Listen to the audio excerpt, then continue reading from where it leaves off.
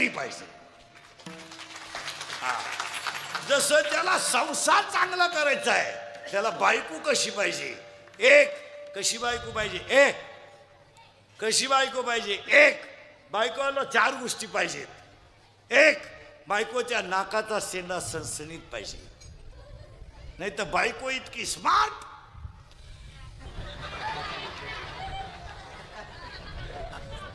एकाचे फ्लावरचे पैसे झाले परदेशी.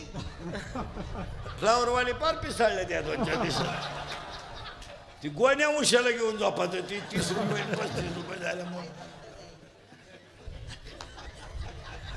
मागच्या 15 3 रुपये होती, काल 35. फ्लावरला घरी गिराय फ्लावरचे पैसे झाले. त्यानं बायकोला नथ केली. नथ लाडाची बायको पण ती बसक्या नाकाची. नथ घालावाच कशी. त्यानं दामन तापावला. दामन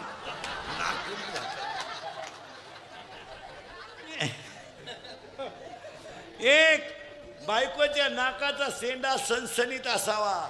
2 भाग्यवान स्त्रीचं कपाळ उंच असतं.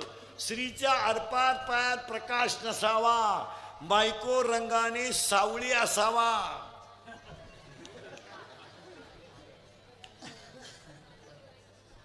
अजून एक गोष्ट आहे.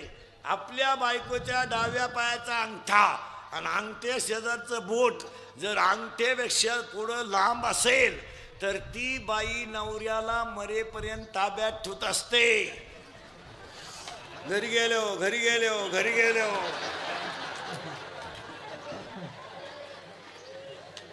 तुम्ही का लगेच लगेच पाय म्हणत पाप्याचा बाप माझ्या शब्दाच्या पुढे जात नाही काय.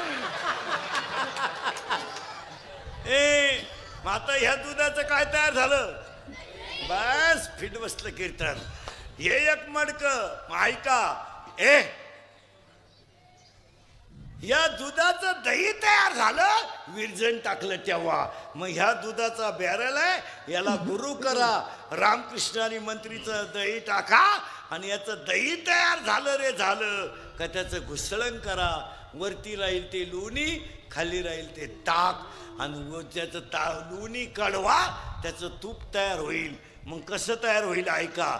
याला गुरु करा. रामकृष्णारी मंत्र घ्या. नित्यनेमाने त्याचा जप करा आणि ह्या दुधामधले हलकट विचार बाहेर काढा आणि चांगले विचार आत घाला. याचं नाव काला. ताक फेकून द्या. ताकाचा विषय तुम्ही घेऊच नका. विषय दोघांचा घ्या. एक तर दह्याचा घ्या, लोण्याचा घ्या, नाही तर तुपाचा घ्या. पण ताकाचा करू नका. ताकाचा विचार करू नका. मग दह्यासारखं शुद्ध चित्त चिकाटलं का एकत्र तयार झाला त्याचं नाव काला. दुसरा काला ऐका. दुसरा काला हरिनामाचा खिचडी काला. आणि तिसरा काला कोलेवाडी सारख्या भव्य दिव्य अखंड सप्त्यातला काला. आणि त्या काल्याच्या कीर्तनाला सुरुवात. मेन मुद्दा गवळणीचे 2 शब्द तुम्हाला सांगून टाकलेत. आता अंतरंग थोडा गवळणीचा असा पाहायचा. आता आपण सप्ते करतोय काही नाही महाराज.